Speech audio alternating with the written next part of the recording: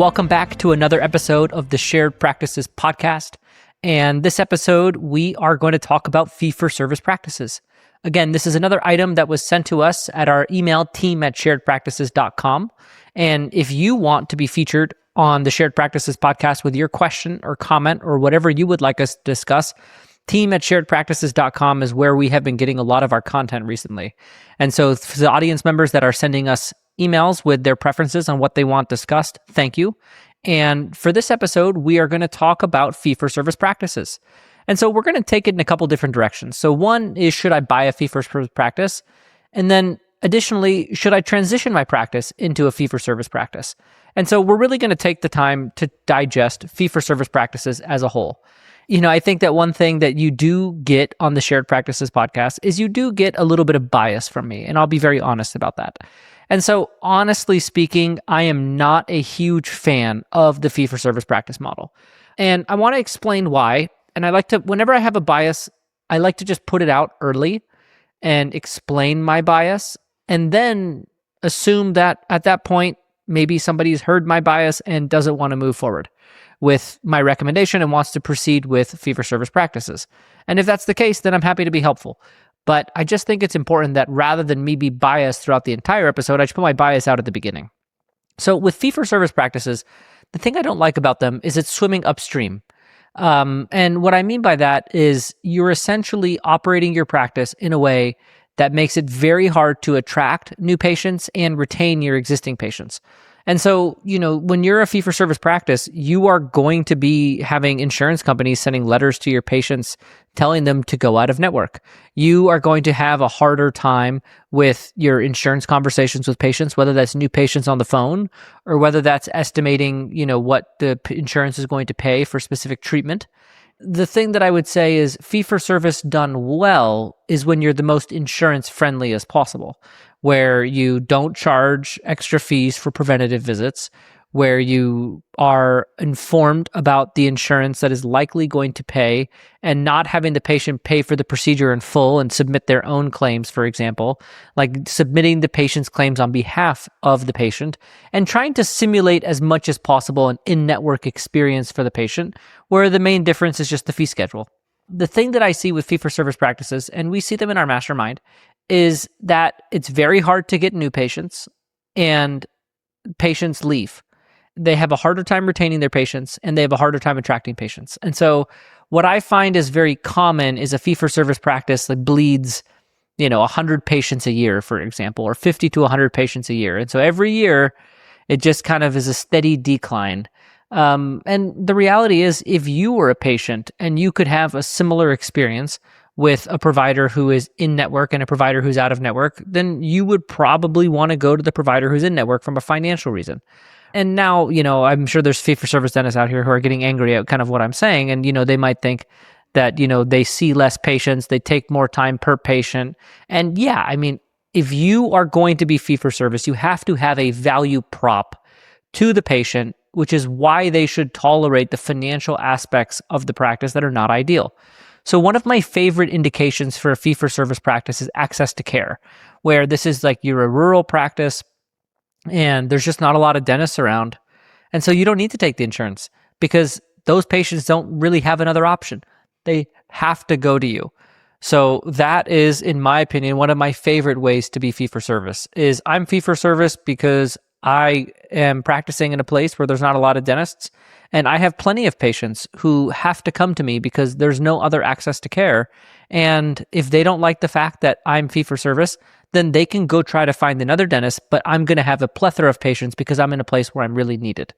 I would say of any reason to be fee-for-service, that is the best reason. Now, let's go to maybe some more common examples, like in bigger cities.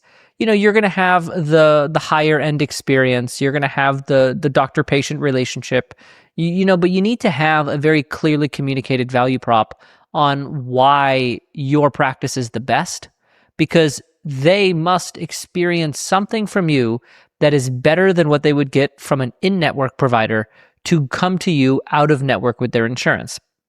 Now, there's a whole slew of people who don't have insurance, and those patients are maybe a good fit for a fee-for-service practice on a membership plan where they get a discount, right? And that's something that I think has been talked about a lot. So I'm not going to spend too much time talking about that. Now I'm going to talk about like, who is this for? So I would say this is for somebody who wants to be a solo dentist. I think that the more providers you have, if you're in an urban area with a lot of different dental competition, like realistically, a group practice fee for service in an area where there's an abundance of dentists, like those models don't really fit in my opinion, because you're not going to be able to get new, like when you go fee for service, you're essentially saying, I'm not going to be able to get new patients as effectively. I'm going to lose patients a little bit more often. And I'm okay with that because I'd rather have the higher fees. And, the fees can be 30 to 40% higher. So it's definitely worth it if you can keep your chairs full of patients. And so, when you get to a group practice, your needs for patients increases. And so that's why I just don't think fee for service and group practices are very symbiotic. Now, let's just say you want to be a fee-for-service practitioner and you're a pre-owner. So I would highly suggest acquiring an existing fee-for-service practice and transitioning under do a transition with a seller, maybe even a slower transition where you guys work together for a period of time so that trust can transfer. Because again, anytime a dentist buys a practice, it's an excuse for the patients to reevaluate their decision on if they want to continue to see this dentist and go to this dental office. And so if you have a fee-for-service practice, people may already be aware of the fact that they're paying more to go to this office. And if their doctor that they've had a 30-year relationship with leaves, then that's another reason to reconsider. So I would say that your most effective way to get into ownership, if you want to own a fee-for-service practice, is going to be acquiring a fee-for-service practice that already has a patient base full of fee-for-service patients, and try to have the smoothest transition possible to retain as many of them as you can into your fee-for-service practice in the future. I'm really interested in the fee-for-service dentists who may be listening to this, and I'd be very interested in what they do for marketing. So, what I've heard is that there's, like you just do the traditional stuff like pay-per-click and direct mail, and you have to train your team very effectively on the phones to have conversations with patients about insurance. Yes, we have lots of patients who take United Healthcare, right? That type of, verbiage where you are not saying you're in network, you're not saying you're out of network, you're just saying that there's lots of patients in your practice that have that particular type of insurance and that you are able to accommodate their insurance plan and they're able to use their benefits at your office, right? It's essentially telling the patient that you can use their insurance in as many different ways as possible without saying that you are out of network.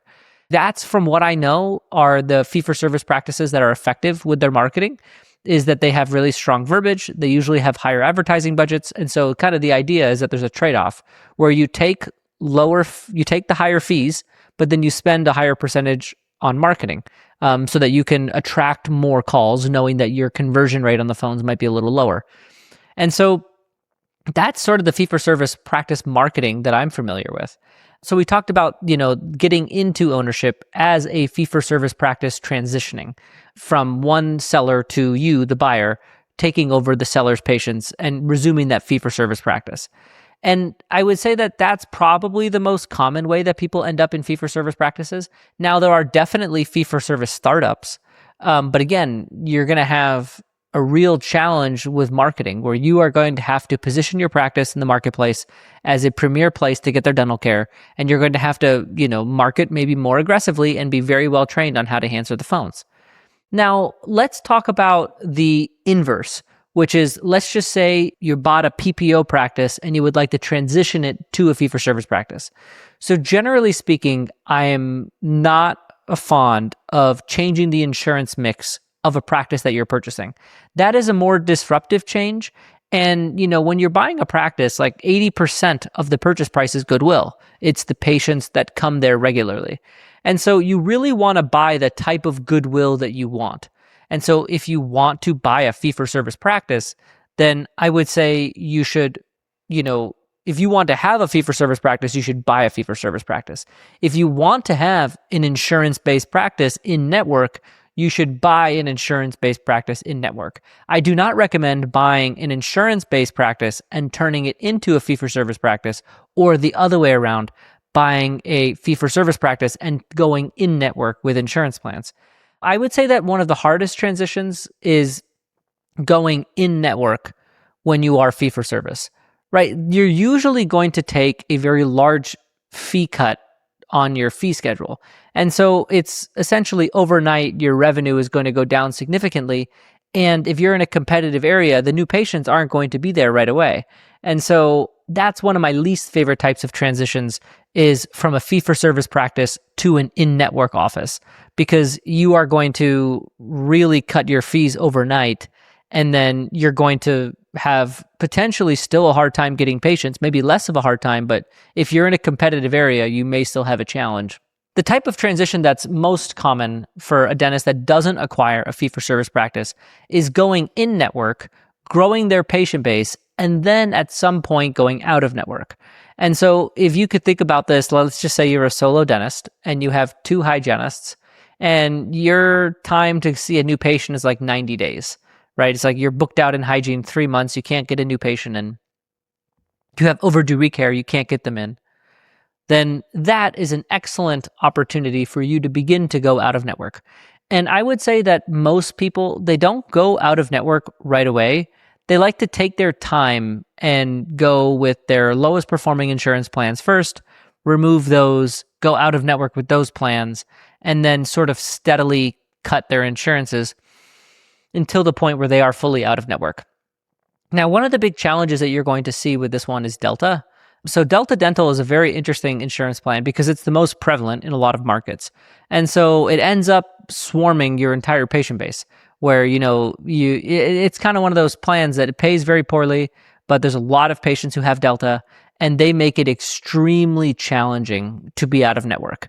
The way that they reimburse out of network is they send the payment to the patient, which means that you have to collect in full, which is abrasive to the patients. They send their patients letters letting them know that they're paying more to go to an out-of-network provider. I mean, if you ever thought of an insurance company doing everything they can to avoid the out-of-network coverage and patients, it's Delta. So what happens in a lot of situations is that Delta assumes 30 to 40% of your patient base. And so it's one of those situations where, it's a 40% fee cut, but it's also 40% of your patient base. And so this is very commonly the scariest one to cut, because it's very difficult to be out of network. So your retention of those patients is going to be very challenging. And also, it's just generally a large portion of your practice. And so when we think about this, we think about, okay, if I want to go fee for service, what are my paths? Well, the first path is being clear on why. And, I obviously everyone wants large fees, right? Like, it's not uncommon for a fee-for-service practice to charge $2,000 for a build-up and crown, for example. Like, that is not uncommon in the world of fee-for-service. And so let's just say you're rural, then, well, you have your value prop right there. Let's just say you're in a big city. You're like, okay, what about my practice is going to make a patient want to come? Is it going to be the pace? Is it going to be the doctor-patient relationship? Is it going to be the technology? Is it going to be the patient experience, right? What are we going to do that is going to make patients feel the difference? And like, the true sign of a really well-run fee-for-service practice is when your patients leave because you're out of network. They go to an insurance-based provider who is in network. They have 1 or 2 visits, and then they come back and they say, you know what? It's worth it to come to you. You are better. Right? That is what you're going for. And you want to have that confidence within yourself that says, if a patient goes somewhere else, they'll be back. A good portion of them will be back because of what I deliver. And I think that that's ultimately what you're trying to go for in a competitive area if you're choosing to be fee for service. So again, to get started, you have to ask yourself, okay, if I'm choosing to go fee for service, I'm choosing to have it be harder to get new patients. I'm choosing for a little bit more patients walking out of the back door. And it's going to be generally harder to grow the number of active patients in my practice, which you can understand why at shared practices we'd be biased against this idea, because we're primarily known for growing patient bases to grow practices. So when somebody goes fee for service, it's just very difficult to grow the patient base. Ultimately, you have to pick your decision on, why am I going fee for service? What am I going to deliver, or what value prop am I going to deliver to the patient to make fee for service a viable idea? And then if you're not in ownership, how do I plan on getting in ownership? Do I plan on buying a fee-for-service practice? Which would, in my opinion, if you are a pre-owner who wants to be fee-for-service, absolutely buy a fee-for-service practice. Like, you should absolutely do it that way. That's the fastest way to get to a fee-for-service practice, because you're acquiring a patient base full of people who are very comfortable with and used to the idea of going to an out-of-network office. So that's, I would say, the most likely path and probably the best path. I would say that it's also very common. Let's just say you don't think as a pre-owner that you want to be fee-for-service, and then you go in network, and then your insurance companies cut your fee schedule, or they're denying your claims, or it's difficult to be dealing with them. Then maybe you grow resentful and frustrated with the insurance companies, and then you say, okay, I want to go fee-for-service. The path there is what we talked about earlier.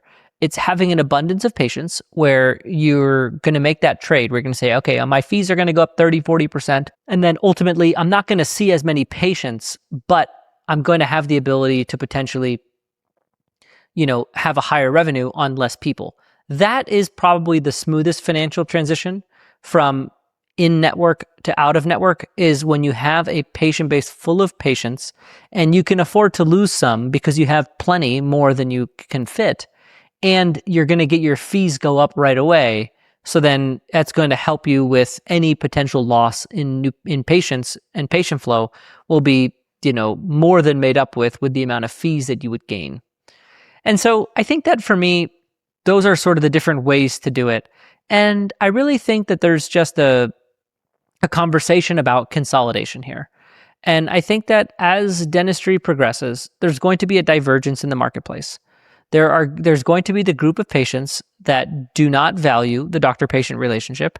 There's going to be more and more practices that become group practices. And there's going to be a growing segment of the population that's very financial in their decisions on where they get their dental care. And I think that portion of the market will go to the DSOs and will go to the private practitioners who have group practices, who can offer the convenience of maybe evening hours or the availability of having more providers with more openings. Those are going to be how those practices thrive, is off of the insurance patients. And then there's going to be sort of the holdouts in private practice. And I would say that, when I first started dental school, they said that it was going to be 50-50 with consolidation. You're going to have 50% corporate-owned practices, 50% private practice. And then they were going to say it was going to be 60% corporate, 40% private. And, I've been at seminars where they've said it's going to be 80% corporate and 20% private. So who knows where we're going with consolidation in dentistry.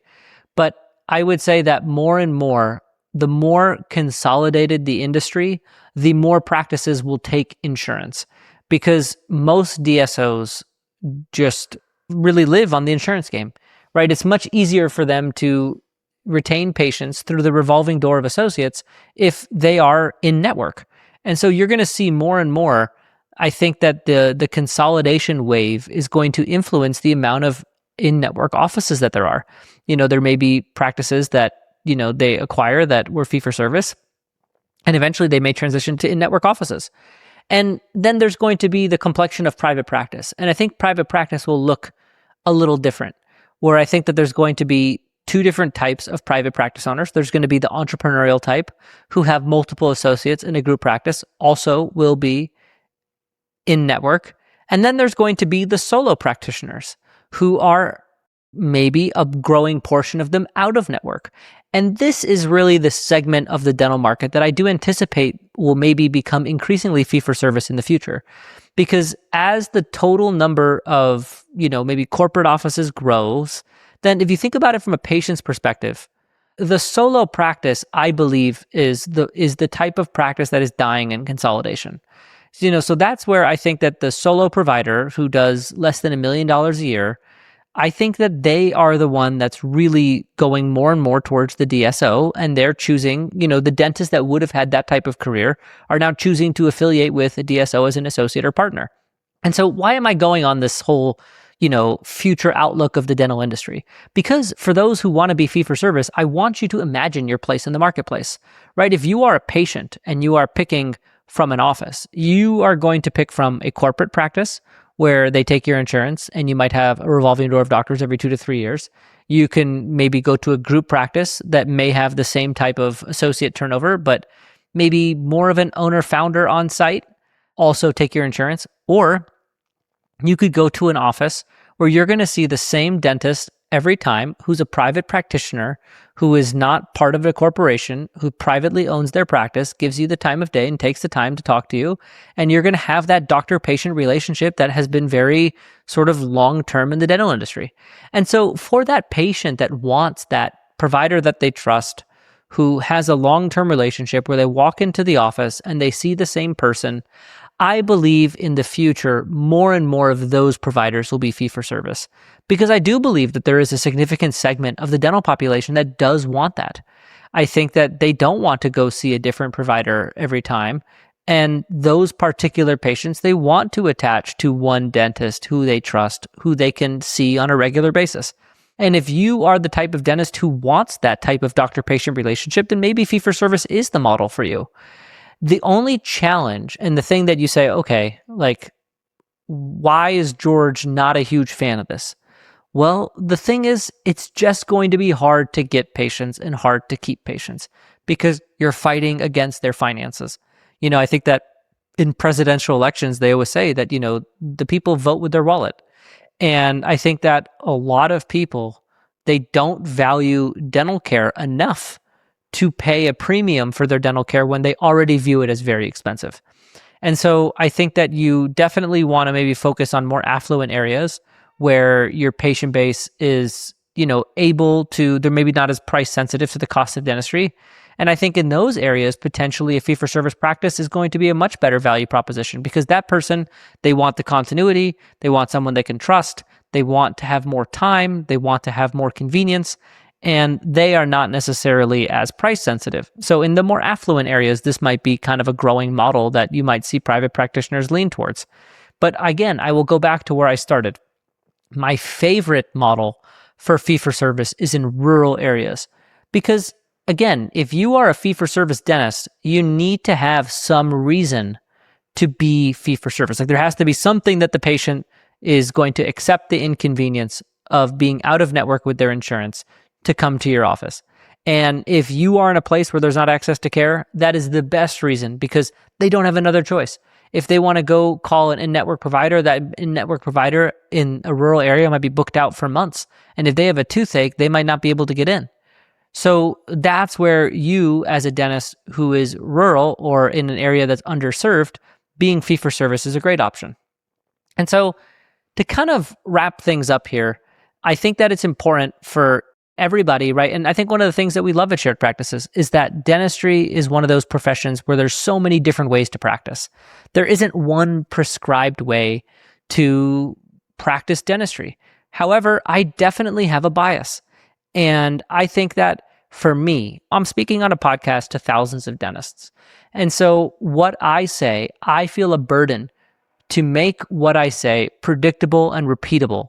The whole ethos of Shared Practices from the very beginning, from when we started the podcast 10 years ago, was dental schools don't do a good enough job of educating dentists on how to earn a great income and have financial success in private practice or in practice ownership.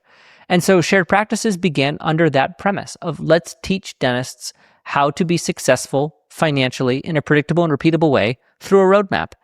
And if I'm trying to give a roadmap for financial success in dentistry, fee-for-service is a very hard thing for me to recommend because it makes the growth of your patient base so challenging.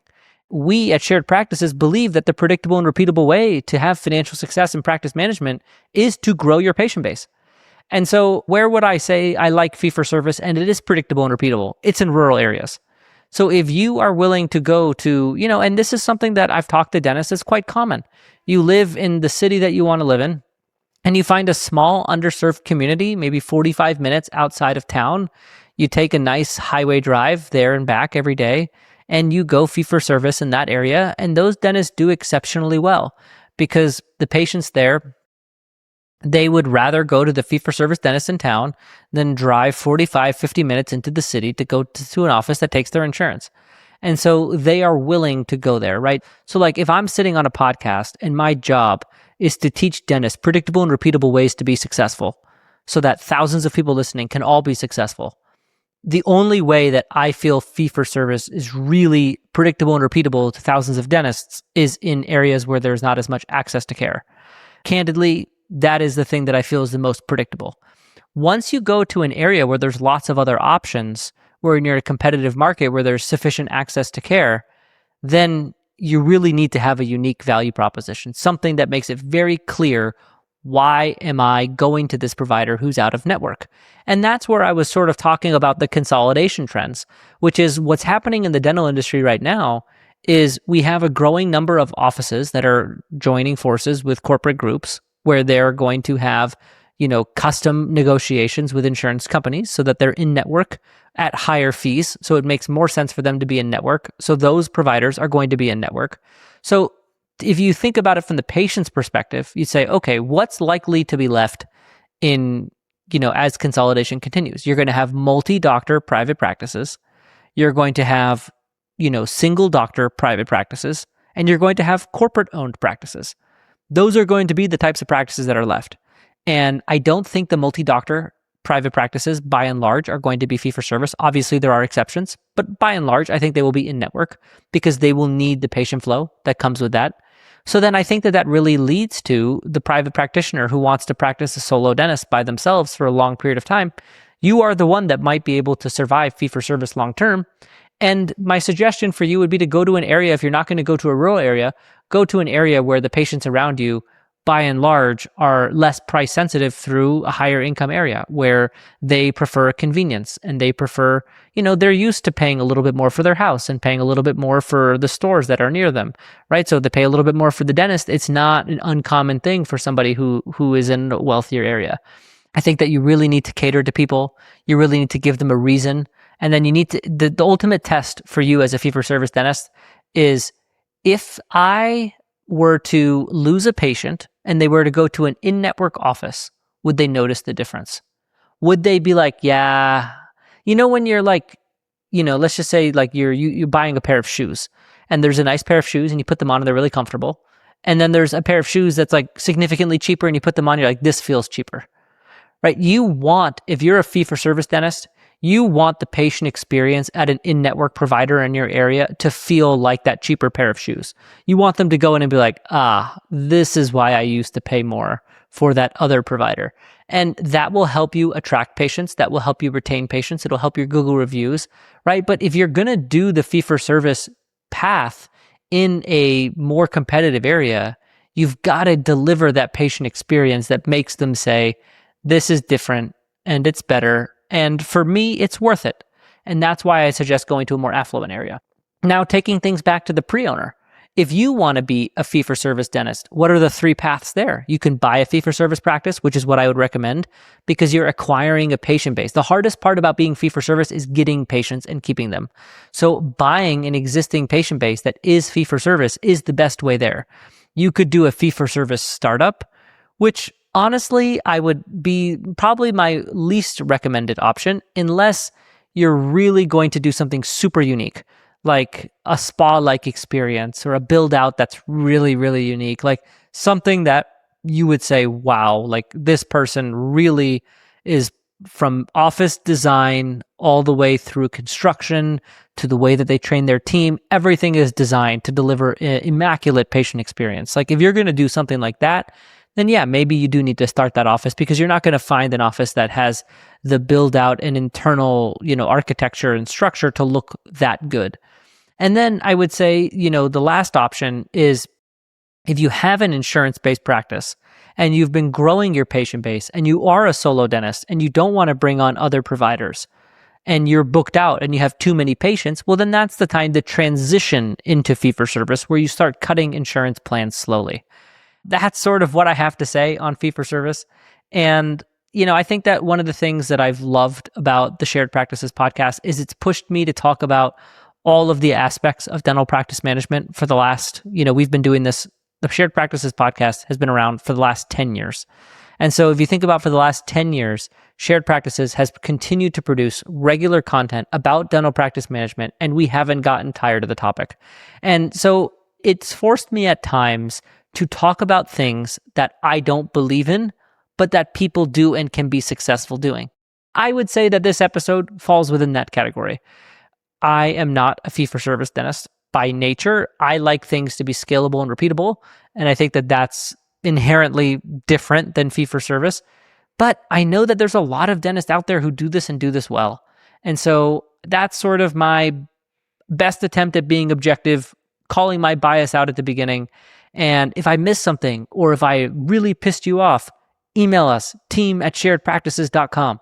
We really love to hear from you. And again, if you want us to talk about this topic or other topics or anything on the Shared Practices podcast, email us, team@sharedpractices.com. That's where we got the content for this episode, is that we had people reaching out asking us to talk about fee-for-service practices. So thanks for listening to another episode of the Shared Practices podcast during our 10th year of production. Appreciate you listening, and we'll see you next time on the Shared Practices podcast.